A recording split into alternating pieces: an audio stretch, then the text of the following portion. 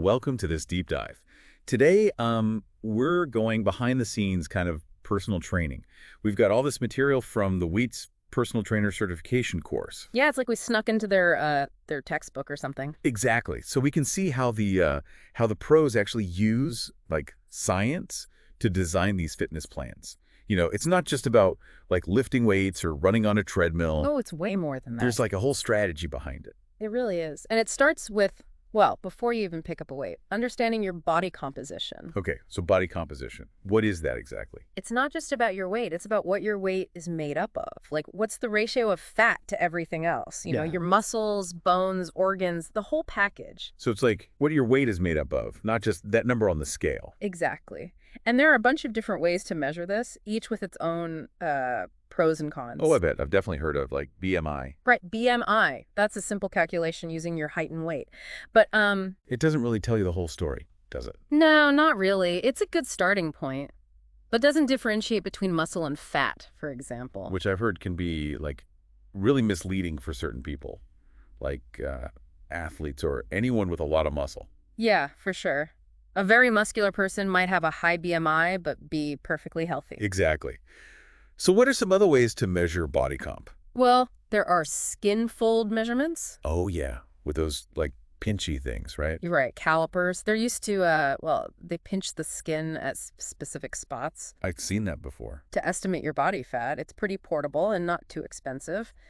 But the accuracy can vary a lot depending on, well, whoever's taking the measurements. It seems like that would take a lot of practice to get it right. It does. There's definitely a technique to it. I remember trying hydrostatic weighing once. Oh, wow. Yeah, they basically dunk you in a tank of water to measure your body's density. Sounds intense. It was. I felt like a science experiment.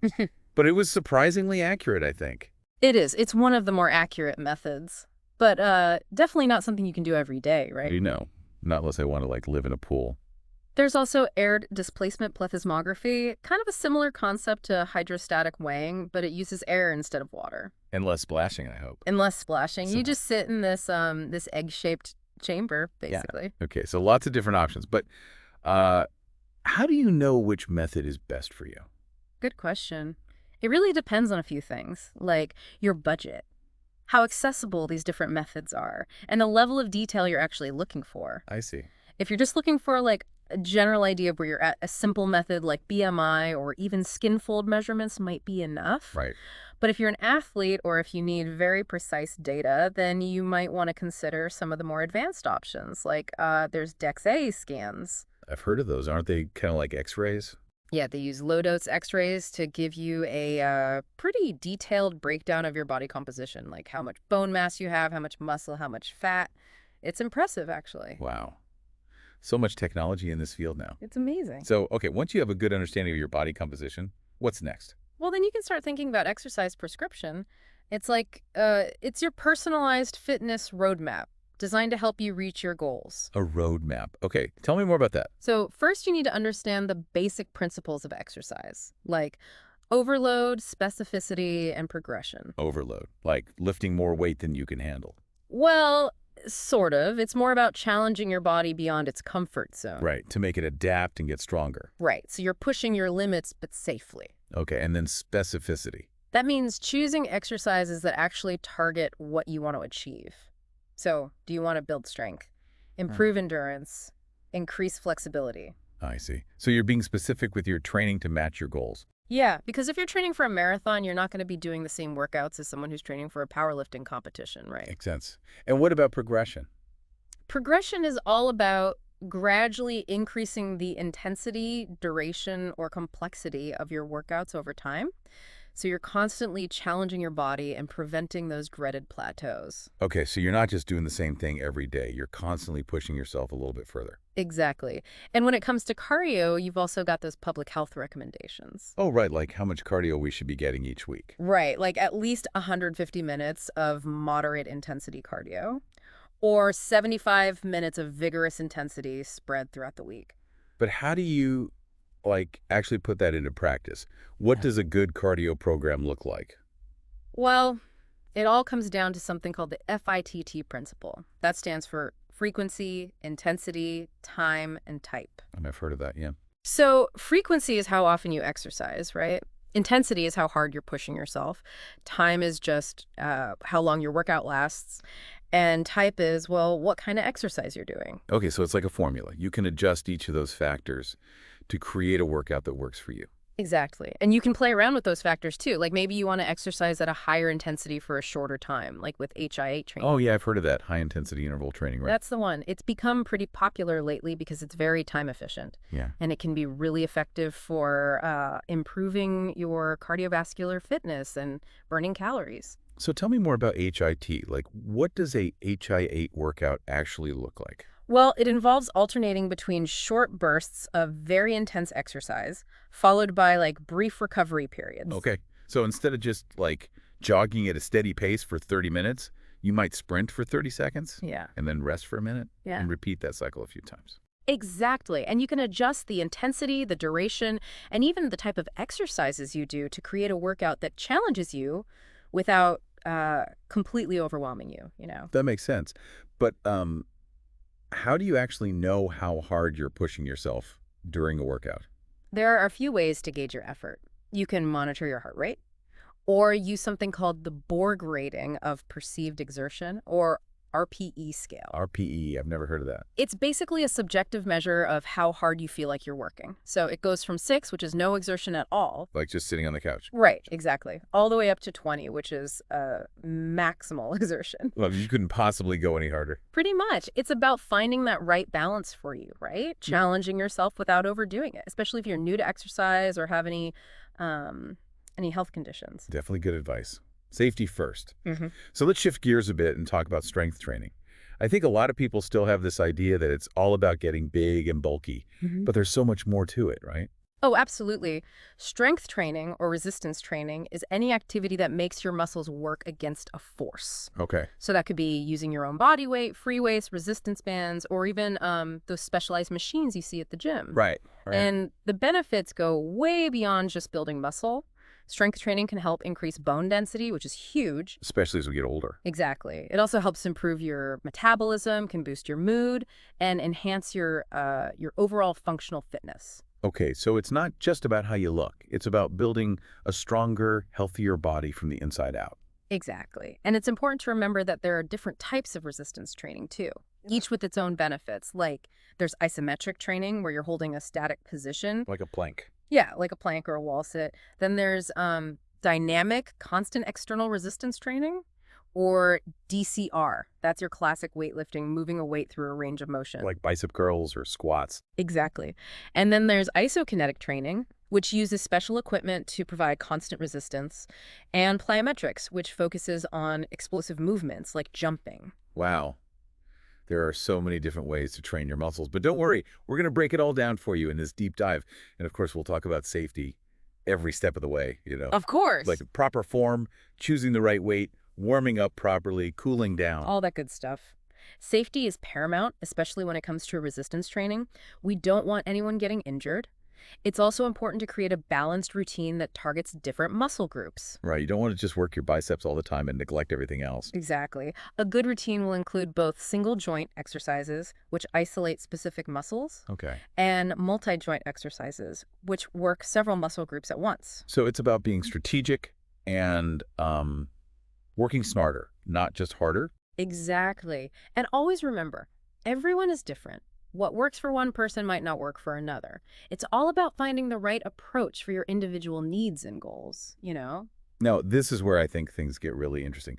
We've been talking about these like basic principles of exercise, Yeah. but there are so many other factors that can affect our workouts. Well, Right? yeah, tons of factors. Like Yeah. our age, any health conditions we might have, Yeah. even the environment we're exercising in. You're absolutely right. Exercise isn't one size fits all. In the next part of our deep dive, we're going to explore how to tailor training programs to different populations, like kids, older adults, pregnant women, and people with heart conditions. We'll even get into how environmental factors like heat, humidity, altitude, and even pollution can impact your workouts. Wow. I can't wait to learn more. Stay tuned for part 2, where we'll continue our exploration of the science behind building a healthier, stronger you. Welcome back to our deep dive into the world of personal training. We've covered a lot of ground already, like body composition and the basic principles of exercise, but now I'm ready to dive into some more advanced stuff. Let's do it. Where do you want to start? Well, we talked about strength training last time, but we didn't really get into like how to actually structure a program. Right, right. There's a whole world of different training methods out there. It can get pretty complex. I bet. So where do we even begin? Well, let's start with some of the basics. For beginners, there's the single set systems. Single set, okay. Yeah, it's pretty straightforward. You just do one set of each exercise to fatigue, so you're working each muscle group once. That sounds manageable, especially if you're just starting out. Exactly. It's a good way to ease into things. Yeah. Then, as you get stronger, more experienced, you can progress to multiple set systems. Multiple sets. So doing like 3 sets of 10 reps or something? Yeah, something like that. You're performing several sets of the same exercise, often increasing the weight or resistance with each set. Okay, to keep challenging those muscles. Exactly. A popular one is the pyramid system. Pyramid system. I think I've heard of that. Yeah, it's where you increase the weight and decrease the reps with each set. Kind of like climbing a pyramid, right? Oh, I see. You start with a wider base, lighter weights, higher reps, and then you narrow the focus as you go up. Heavier weights, fewer reps. Precisely. It's a good way to work your muscles through a full range of motion and really challenge yourself. That's cool. Yep. What about circuit training? I've always liked that. Circuit training is awesome. It's where you move quickly from one exercise to the next with very little rest in between. Yeah, it keeps your heart rate up. It does. It's a great way to get a full body workout and improve your cardio at the same time. Do you burn more calories with circuit training compared to like traditional weightlifting?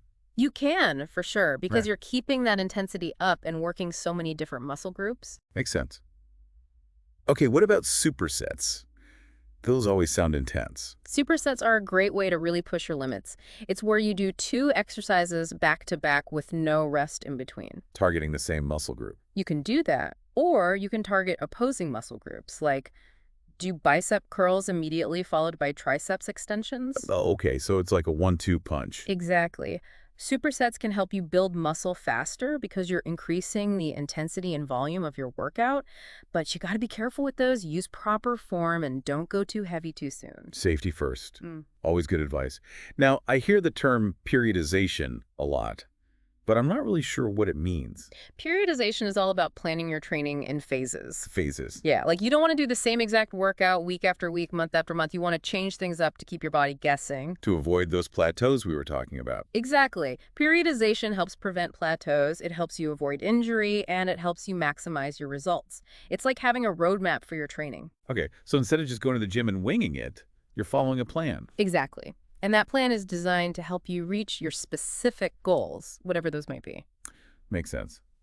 So you might have like a phase focused on building strength, followed by a phase focused on muscle growth or something like that. Exactly. And then maybe a phase where you're peaking for a specific event or competition. It's like you're always working towards something. Exactly. And you're constantly challenging your body in new ways. That's cool. Now let's switch gears a bit. This is something I never really thought about before. But you mentioned how the anatomy of our spine can actually influence our workouts. I'm really curious to hear more about that. It's fascinating stuff. We often take our spines for granted, but it's the central support structure of our whole body. Right. And it's involved in pretty much every movement we make. Makes sense. A healthy spine has those natural curves, and those curves help distribute our weight and absorb shock. But those curves can get messed up. Is where... Well, they can become exaggerated or misaligned, maybe from bad posture, muscle imbalances, or even injuries. And that can lead to back pain, right? Back pain for sure, Yeah. but also limited mobility and even decreased athletic performance. Wow, I never thought about that. So how can we, like, protect our spines and make sure they're functioning properly during exercise? Core strength is key. Those muscles in your abdomen, back, and pelvis, they all work together to stabilize your spine. Right, the core.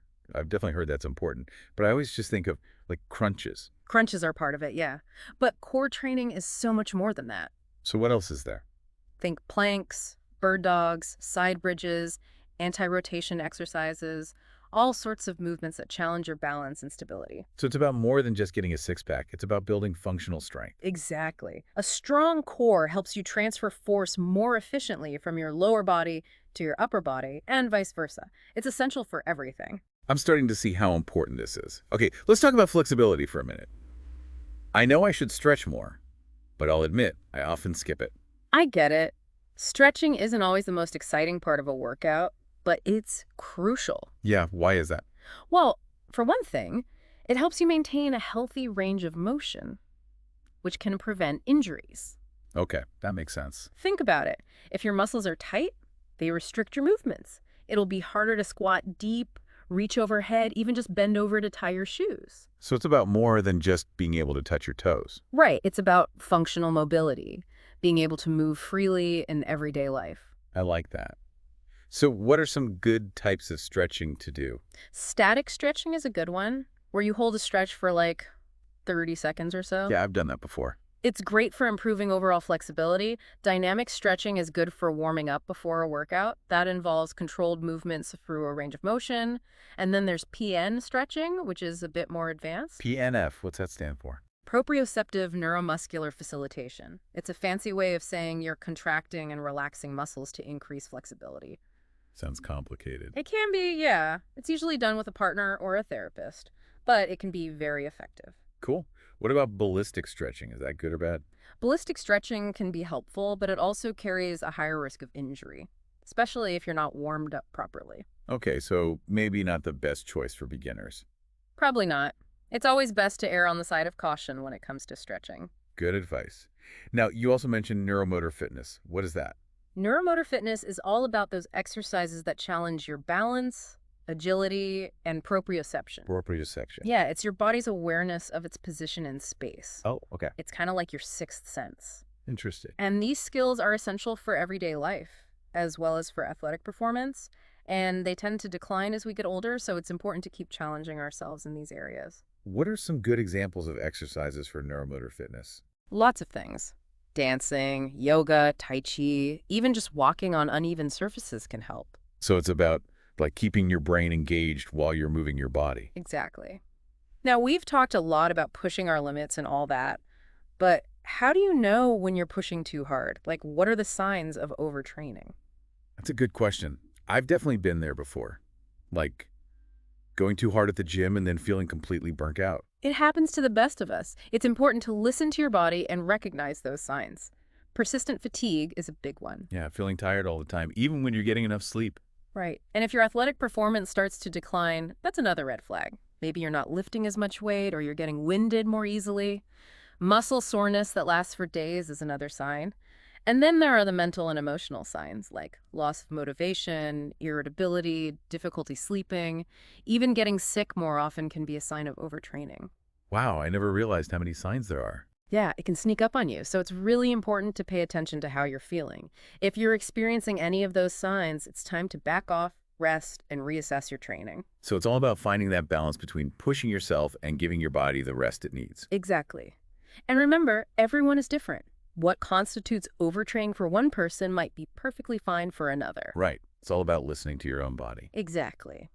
In the final part of our deep dive, we'll wrap things up by talking about some key takeaways that you can apply to your own fitness journey so you can train smarter, not harder, and achieve your goals safely and effectively. Welcome back to the final part of our deep dive into personal training. Phew! It's been a lot of info, right? It has, from body comp to exercise principles, strength training, cardio, even got into core strength and flexibility. And so much more. Yeah. So now it's time for, like, the big takeaway. What have we learned? What can our listeners actually use in their own fitness journey? Okay, so big takeaway number one. Fitness is a journey. It's not a destination. Okay, I like that. It's about making changes that you can actually stick with.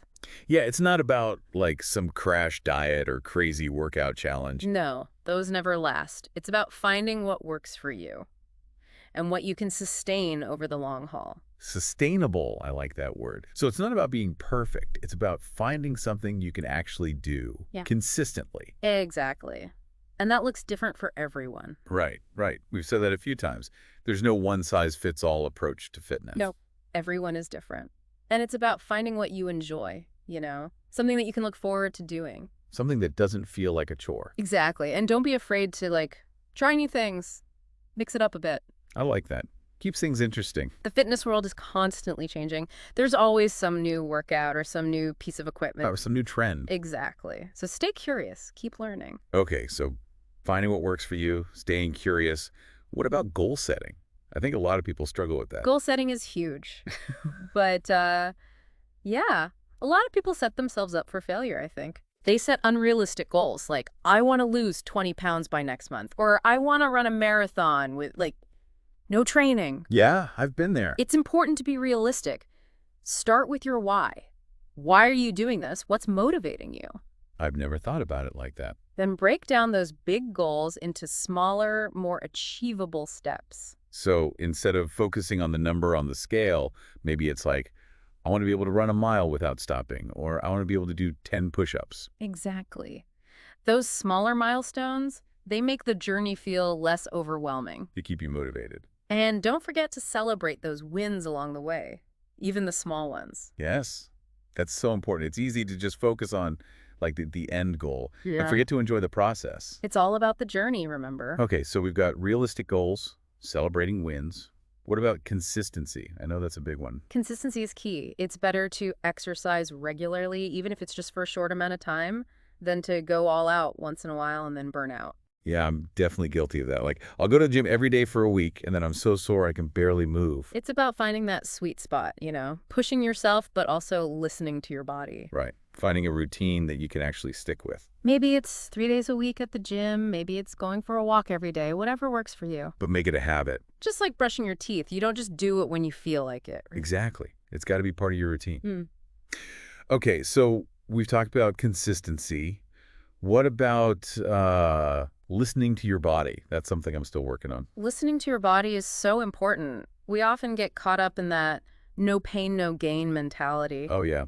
I've definitely pushed myself too hard sometimes. But pain is your body's way of saying something's wrong, and you gotta listen. So how do you know when it's like normal muscle soreness versus something more serious? Good question. Muscle soreness, usually it's a delayed onset, right? It starts a day or two after a workout, and it's more of a dull ache. But if the pain is sharp or shooting, or if it lasts for more than a few days, Then it's time to see a doctor. yeah, probably a good idea. Better safe than sorry. Okay, so listen to your body. Don't push through pain. What about rest and recovery? So important. Rest is just as crucial as exercise. You need to give your body time to repair and rebuild. So taking rest days, getting enough sleep. All of that. And incorporating things like stretching, yoga, foam rolling, those can all help with recovery too. And nutrition, of course. Can't forget about that. Nutrition is huge. It's the fuel that powers your workouts and helps your body recover. But nutrition can be so confusing. What's the best advice you can give? Keep it simple. Focus on whole, unprocessed foods. Like fruits, veggies, lean protein. Exactly. Those foods are packed with nutrients that your body needs. And don't forget about hydration. Drink plenty of water throughout the day. Especially when you're working out. Especially then. Okay, so we've covered a lot of ground in this deep dive. We have. From the science of exercise to the importance of mindset and lifestyle. And everything in between. But here's, the ultimate takeaway. I'm ready. Find joy in movement. Exercise shouldn't feel like a chore. I love that. Find activities you actually enjoy. Maybe it's dancing, hiking, swimming, or maybe it's just going for a walk in nature. Anything that gets you moving. Exactly. The key is to move your body in ways that make you feel good, both physically and mentally. This has been such an amazing deep dive. I feel like I've learned so much. Me too. And remember, this is just the beginning. There's always more to learn and more to explore. So keep that curiosity alive, keep challenging yourself, and most importantly, keep having fun. That's perfect. Thanks for joining us on this incredible journey. Until next time, keep learning, keep moving, and keep striving for your best self.